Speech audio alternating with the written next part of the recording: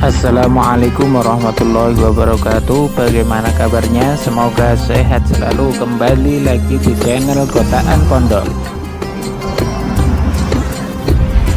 Mari berbagi kebaikan untuk sesama dengan cara subscribe dan share video kali ini. Maka nafathun a'zama fil Islam min sulhul Hudaybiyah. Enggak ada futuhat yang sebesar sulhul Hudaybiyah. Ya, kitab ini namanya Wadi'ul Labinat Istiqlalil Indonesia. Mungkin santri Tebirang mungkin lebih tahu ya, karena harusnya lebih tahu. Jadi kalau tahunya baru sekarang ya rodo innalillahi wa inna ilaihi rajiun. Jadi saya tidak perlu bangga lebih tahu, karena memang seharusnya Anda lebih tahu. Kalau tidak ya keterlaluan. Ya, namanya itu Wadi'ul Labinatil Istiqlal al Indonesia. Ini saya baca, tapi ini demi Gus Dur, artinya bahwa pilihan-pilihan itu mulai ada zaman Basim Asy'ari. Saya baca satu-satu ya, mulai kredibilitas ilmu beliau, karena dalam Islam itu harus ada sanad. Saya pernah ditanya seorang ilmuwan, Pak Bahak, kenapa Islam itu harus ada sanad? Kita kan orang cerdas, kan bisa berpikir sendiri, ngapain nunggu pikirannya orang-orang gitu. Terus saya bilang, agama itu agamanya Allah dan Rasul. Kalau pikiran kamu namanya agama kamu, bukan pikiran agama, kata saya. Kalau kamu punya pikiran, yang namanya pikiran kamu, tidak agama. Kalau agama itu harus bersanad. Jadi pikirannya Mbah Hashim sama dengan pikirannya Mbah Mahfud pikirannya sama dengan Said Abi Bakar Sato sama dengan Said Zaini Dahlan, dan seterusnya sampai logika itu sampai Rasulullah Shallallahu Alaihi Wasallam. Saya beri sekian contoh. Pikiran yang kita ciptakan bisa salah, misalnya begini. Dulu misalnya Nabi pernah bersabda, al-qatil wal maqtul finnar, pembunuh yang dibunuh sama-sama neraka. Jadi idal taqal muslimani bisayfihima fal qatil wal maqtul finnar. Jika dua orang muslim bertemu sama-sama bawa pedang, maka yang bunuh maupun yang dibunuh itu sama-sama masuk neraka. Makanya kita harus syukur sekali Indonesia itu paling menghindari membunuh, karena kalau sesama muslim membunuh itu ancamannya berat, sama-sama masuk neraka. Bukan sekedar diboyong dari pondok Tebirang, itu neraka gitu. Kalau dibayang pondok gampang, nanti mondok lain gampang. Terus logika sahabat begini, hadza al-qatil fama balul maqtul. Oke ya Rasulullah, kalau al-qatil masuk neraka namanya pembunuh, oke kita terima. Tapi fama balul maqtul, lalu dosanya yang terbunuh itu apa? Wong dia korban kok dia dibunuh. Apa jawabannya Rasulullah sallallahu alaihi wasallam? Jawabannya, innahu kana harison ala qatli sahibi. Sebetulnya dia juga mentalnya pembunuh, cuma nasibnya terbunuh. Jadi seperti misalnya sampean hasut saya, itu nggak perlu disakeni. Sebenarnya sampean yang inginnya ya menggusur saya, cuma nasibnya tergusur gitu. Makanya kalau ada orang rebutan pacar kok kalah, itu udah usah disakeni. Sebenarnya mentalnya dia perebut gitu. Cuma nasibnya kalah gitu. Jadi apa ya? Ya tadi. Ya ini penting ya, penting sekali itu. Jadi sebetulnya ketika duel itu semuanya kan mentalnya pembunuh, maka dia nasib saja sebagai maktul, tapi mentalnya pembunuh. Karena dia mentalnya, niatnya, komitmennya pembunuh, maka dia sama-sama di neraka. Maktul itu faktanya terbunuh, tapi mentalnya pembunuh, sehingga hukumannya sebagai pembunuh. Sama kalau sampai berebut itu mentalnya ya berebut, cuma nasibnya kalah atau terrebut. Itu soal nasib.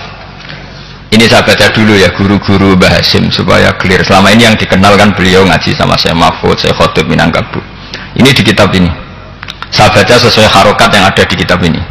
Nanti kalau sampai tidak cocok karena beda madhab, ya nggak apa-apa, asal pinter saja. Karena baca kitab itu unik. Kadang-kadang satu guru sama guru yang lain itu beda-beda. Dan biasanya guru itu nggak mau kalah. Mbah Mun itu sering cerita, ada kiai maknani wati ini lanwit alu. Itu muridnya gerutu karena pernah mondok itu, kok nggak gitu Pak Guru, di kitab saya maknanya itu pohon elu.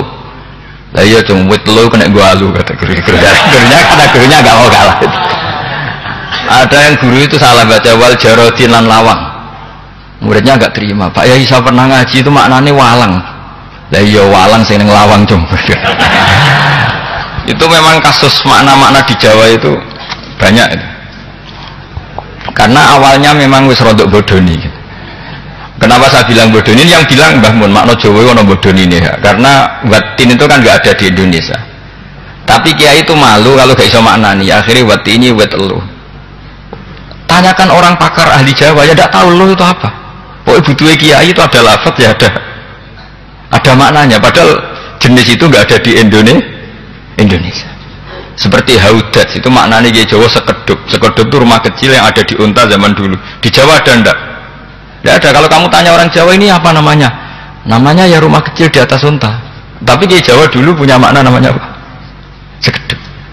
Jadi kiai Jawa itu luar biasa improvisasinya. Ya rada bodoni itu. Lah yang sering bodoni itu bab halal haram ini bodoni apik. Yang tidak semua bodoni itu buruk, kadang wajib. Betul ya? Ini sama tergesola. Ini karena keahlian fikih saya juga barokahnya Mbah Hasyim Asy'ari supaya beliau senang. Beliau senang karena para nabi, para wali, para ulama itu tidak meninggal. Tadi kalau Mbak Anita bilang wafat itu kalau dalam bahasa Arab wafa yafi wafaan itu maknanya nuhoni itu sudah memenuhi. Jadi sebenarnya memang nggak pernah ada orang mati itu. Jadi kita punya jatah umur, jatah rezeki sudah terpenuhi semua, namanya wafat. Dari kata wafa yafi wafaan, sesuatunya sudah penuh maka diambil. Kalau roh sendiri nggak pernah meninggal. Ya roh sendiri kalau Mbak Anita bilang kita memperingati kehidupan Gus Dur ya memang hidup karena tadi nggak ada siapapun bilang orang itu mati. Orang mati itu adalah jasad, rohnya diambil dari jasad. Roh sendiri ini nggak pernah berstatus mati. Karena makanya orang Jawa semua sepakat. Wong mati itu piye? Sing nyawane dijabut, jasadnya mati, nyawanya diambil. Kemudian nyawa ini yang mengalami dapat nikmat maupun dapat azab. Sehingga keyakinan ahli sunnah wal jamaah ini perlu didoakan karena menghadapi Allah butuh topangan doa dan doa itu nggak pernah salah. Karena otoritas doa itu milik Allah Subhanahu wa ta'ala. Tidak bisa kamu nyemprit Allah ini sudah akhirat loh, amal nggak ada gunanya loh, tidak bisa. Allah tetap zat yang bisa mengabulkan doa siapa saja. Sehingga ahli sunnah berpendapat doa itu yanfa'ul mayyit, doa itu manfaat untuk mayit. Sehingga Mbah Hasyim Asy'ari ngarang secara spesifik risalah an ahli sunnah wal jamaah. Di antara yang paling pokok adalah doa yanfa'ul mayyit, doa itu manfaat pada mayit. Ini saya hitung ya guru-gurunya Mbah Hasyim. Darus Salhat Muhammad Hasyim Asy'ari ini karangannya Asad Syihab, orang Libanon. Buku ini selesai tahun 72. Beliau lama sekali ikut ngaji di sini sama Mbah Hasyim. Tapi sebagai peneliti beliau kesini sudah alim.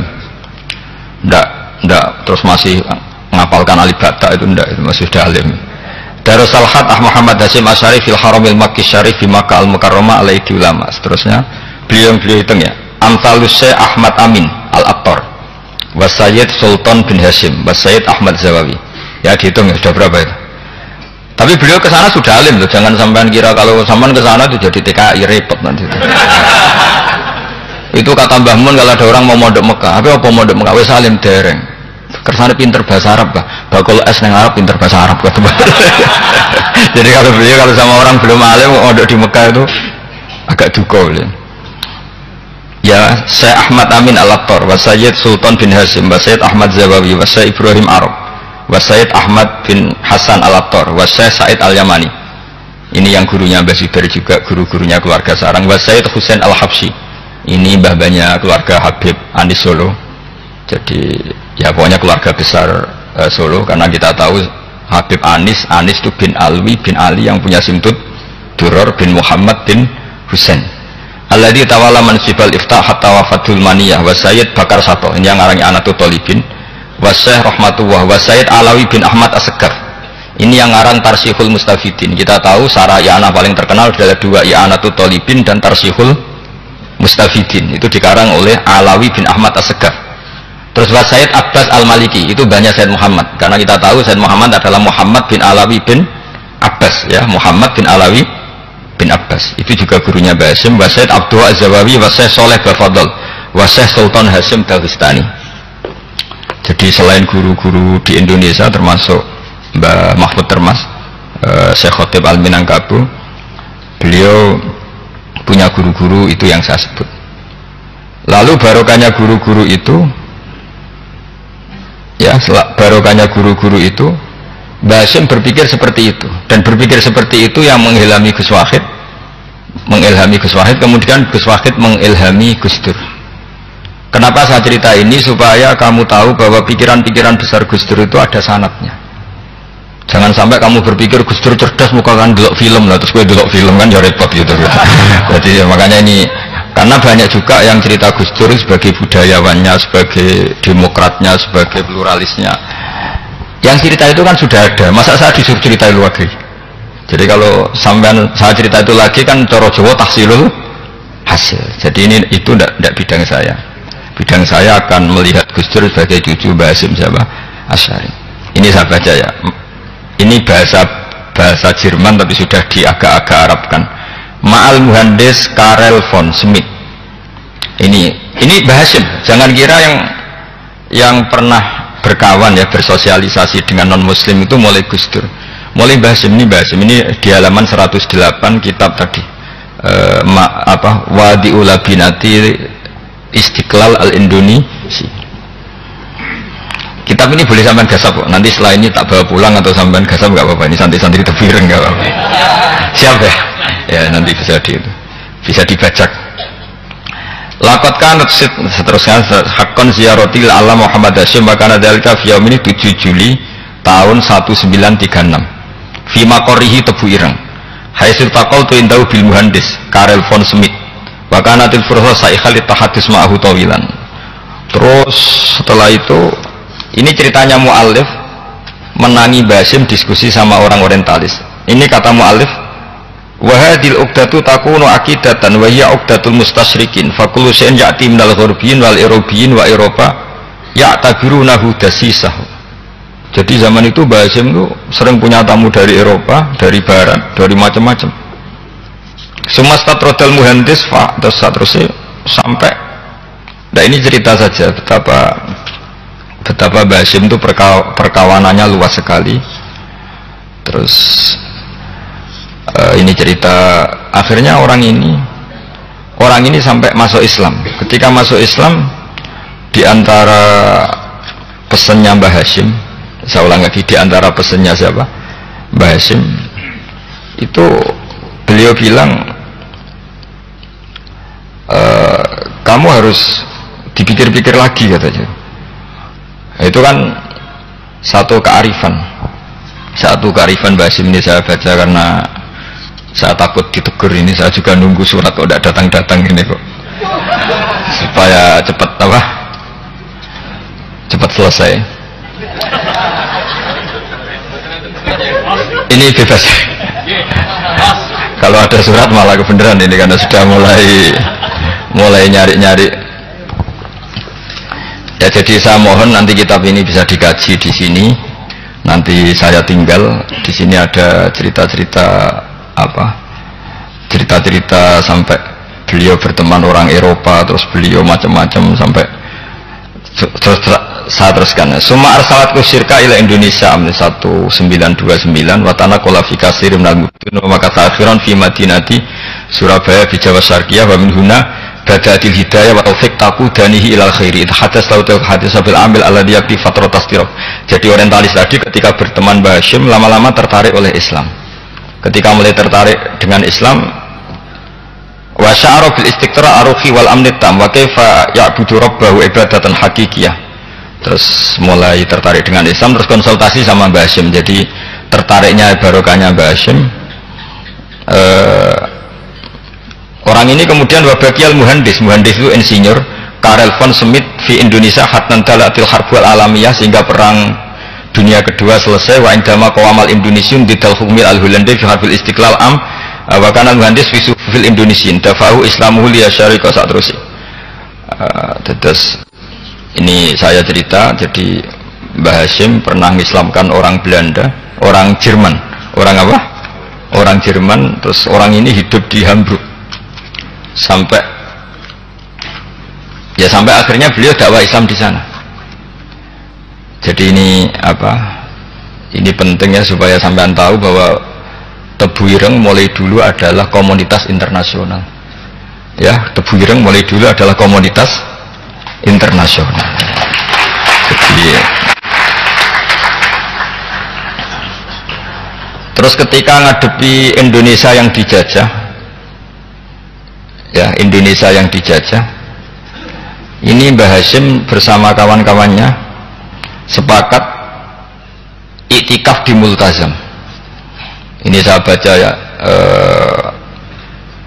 Wa akhiran istama'a ma'a nukhbatin min haula'i talaba min zalmalaihi al-had Muhammad Hashim ala ayata'ahadu wa yaqumu bi amalin fi lailatin lailan min laili syahri Ramadan al-mu'azzam istama'a haula'i talaba waladina yantamuna ila iddati qawamiyatin.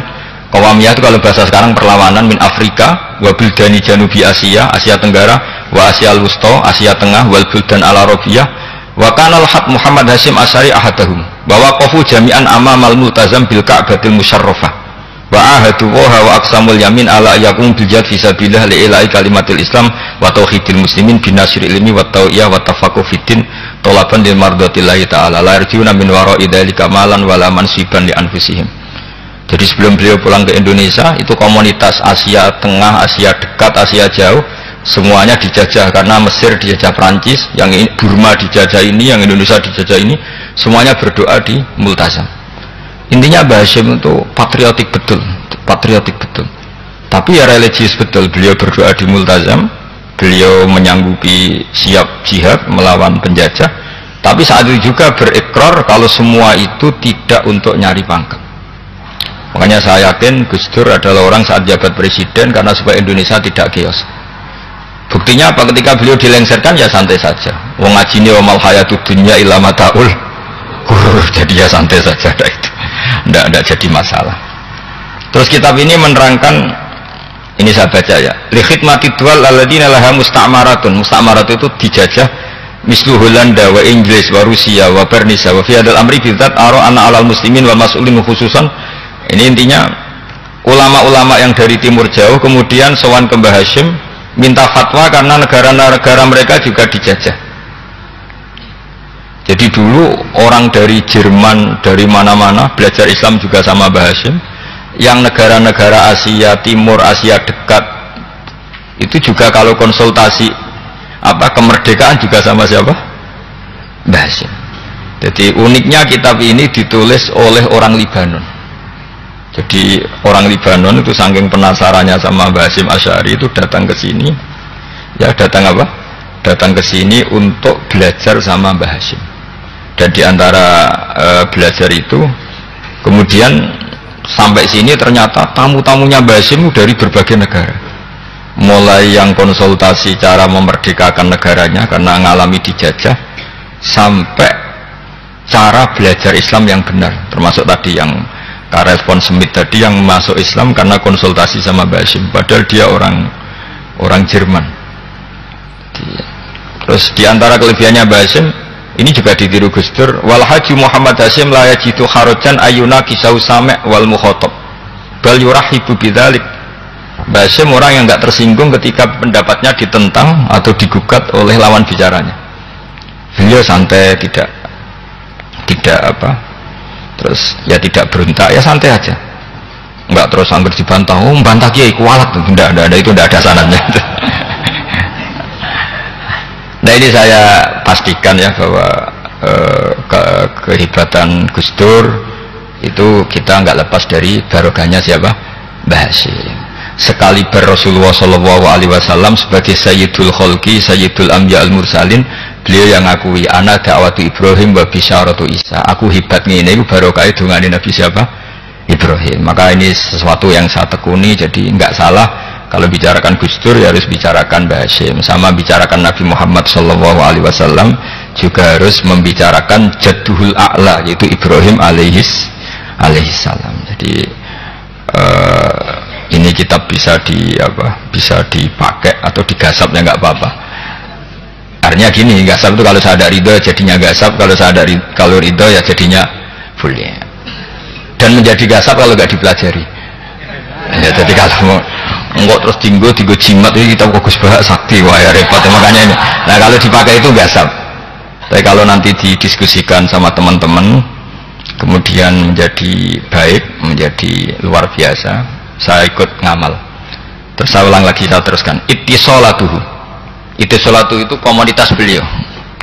Lahu ittisolatun wasi'atun wa mukatabatun ma'akatsirin min zu'ama'il alam al-islami fi dzalikal ahdi. Bianhum Asy Abdul Aziz As-Sa'alibi wa Sayyid Diyauddin wa Syairozi Adwil Injiz Al terus. Beliau punya perkawanan besar di komunitas internasional, termasuk Syekh Muhammad Abdul Karim Al-Khattabi wa Sayyid Alawi bin Thahir Al-Haddad Mufti Sultanati Johor. Ya, beliau berkawan dekat sama muftinya kerajaan Johor, wa Muhammad Ali wa Syaukat Ali bil Hindi wa Muhammad Ali Jana Muhammad Iqbal. Muhammad Iqbal yang terkenal di India itu, wa Sayyid Hibaduddin Asy-Syahrustani wa Wazirul Ma'arif Al-Iraqiyah. Beliau berteman sama PM Irak. Jadi kalau Gus Dur dari Mesir belajar di Irak, ternyata dulu mbahnya teman akrabnya Perdana Menteri apa? Irak. Terus banyak waro isu Majelis Tamyiz wa Sayyid Al-Alama Muhammad bin Aqil wa Sayyid Muhammad Jadul Maula wa Sayyid Muhammad Surur saat terusnya itu. Jadi apa? Ini nanti saya tinggal termasuk catatan-catatan ini, saya mohon ridho dari Gus Solah dari supaya santri-santri sini belajar bahasa lebih serius supaya gampang. Kenapa saya katakan harus seperti ini? Dulu Nabi Ibrahim itu diantara anak cucunya itu secara lahir ada yang tidak soleh. Karena anak cucu itu punya otoritas, sehingga anak cucu ini yang menstatuskan Nabi Ibrahim. Sampai Allah sendiri yang meluruskan pengklaiman itu, yaitu ada ayat maka anak Ibrahimu Yahudiyah wala Nasranian, karena ada orang yang bernama Yahuda bin Yakub bin Ishak bin Ibrahim. Karena Yahuda punya pola tertentu dalam beragama, terus seakan-akan mbah-mbahnya paling ya begitu. Akhirnya Ibrahim pernah disetatuskan sebagai Yahudi. Sampai Allah sendiri yang ngendikan maka anak Ibrahimu Yahudiyah wala Nasrani. Sampai datang Rasulullah SAW yang memaklumatkan saya juga cucu Ibrahim orisinil. Dan saya pastikan Ibrahim itu bukan Yahudi tapi bapak tauhid. Semenjak itu Ibrahim dipulihkan namanya, bukan Yahudi tapi bapak tauhid. Yaitu diistilahkan Nabi millata abikum Ibrahim, semua tauhid adalah nginduk kepada Nabi siapa? Ibrahim. Nah, saya ingin santri-santri Tebu Ireng misalnya nanti suatu saat jadi komunitas internasional, jadi orang keren komunitas internasional, itu bukan karena ingin gaya-gayanan terkenal, tapi ingin niru Mbah Hasyim bahwa itu awal dakwah Anda fil alam. Semua alam ini tentu butuh tauhid, butuh kebenaran, bukan gagah-gagahan sebagai orang populer. Terus persahabatan yang luas, misalnya Anda khusyuk terus kuper, ratau kancanan wong ambil jadi wali gini terus kuper, mungkin Anda tidak akan jadi wali karena sanadnya Mbah Hasyim itu perkenalannya luas. Sementara kamu milih kuper, gak pernah berteman orang, tapi sanadnya sampai Mbah Hasyim itu membingungkan sanad itu. Wong Mbah Hasyim tidak gitu kok kamu nyanatkan begitu. Jadi kalau santri Tebu Ireng mulai sampai neng kamar terus ngobong dupo terus menterkenalkan diri jadi wali, nanti tonggo kamu ngira itu produk Mbah Hasyim karena kamu santrinya. Kan dianggap cerminan gurunya sampai Mbah Hasyim. Nah, kalau ada yang teman-teman gitu harus dimaklumatkan itu sanad mungkotek bahwa sanad itu tidak benar. Ini kapan ini ditegur? Ini saya sudah mulai menunggu karena ya repot ini kalau kelamaan ini nanti itu. Terus ini khazanahnya Mbah Hasyim. Khazanah itu ya perpustakaan kalau sekarang. Maktabatuhu tu'addu maktabatul khat Muhammad Hasyim Asy'ari min aghnal maktabat likhtiwaiha ala anfasil kutub. Jadi ini kadang harokatnya ya beda dengan bacaan saya, sama nanut bacaan saya saja. Di sini ditulis anfusil kutub, selalu saya baca anfasil kutub karena maknanya kitab terbaik. Kalau kitab terbaik bacanya bukan anfus tapi apa? Anfas. Ya nanti kamu debat sendirilah sama teman-teman ini bacanya apa. Karena ini kadang harokatan. Kalau kadang harokatan repot. Abe bantah itu kadang sungkan mbek sing aran, orang bantah kadang beda. Ya supaya selamat. Iki ora saleh mualif, khotote sing goblok biasanya gitu kok. Biasanya gitu kalau untuk menyelamatkan kiai itu, wah ini yang ngetik yang salah. Padahal kadang kiai ini barang ya rontok salah tapi ya sembuh. Daripada seudan sama kiai kan mendingan sama pengurus. Ya gitu ya sepakat ya. Jadi ya sudah. Ya saya baca tu'addu maktabatul khat Muhammad Hasyim Asy'ari min aghnal maktabat likhtiwaiha ala anfasil kutub al-ilmiyah al-islamiyah. Jadi kalau tadi yang diceritakan para kawan-kawan Gus Dur suka baca itu Mbah Hasyim itu kitabnya banyak sekali dan semuanya kitab terbaik min matbu'atin baik yang dicetak wa makhtutatin baik yang masih tulisan tangan. asariyatin qadimah, baik kitab-kitab yang sudah hampir punah karena saking lamanya. Wa tadumu hadil maktabah jullal kutub al muallafah wal lughat al arabiyyah wal indonesia wal jawiyah wal malaysia wa ba'dal lughat al ajnabiyyah al ukhra. Jadi zaman Mbah Hasyim itu perpustakaannya sudah ada bahasa Indonesia, bahasa Jawa, bahasa Malaysia, bahasa Inggris. Itu yang nulis orang Libanon. Sampai santrinya Mbah Hasyim tidak tahu. Innalillahi wa inna ilaihi rajiun. Maka ini anggap pertobatan ya saya kasih. Jadi ini saya biasa guyon, kecuali ini guyon sama santri. Saya tidak midatoni kiai, jadi ini guyon sama santri. Semoga guyonan ini manfaat. Wassalamualaikum warahmatullahi wabarakatuh.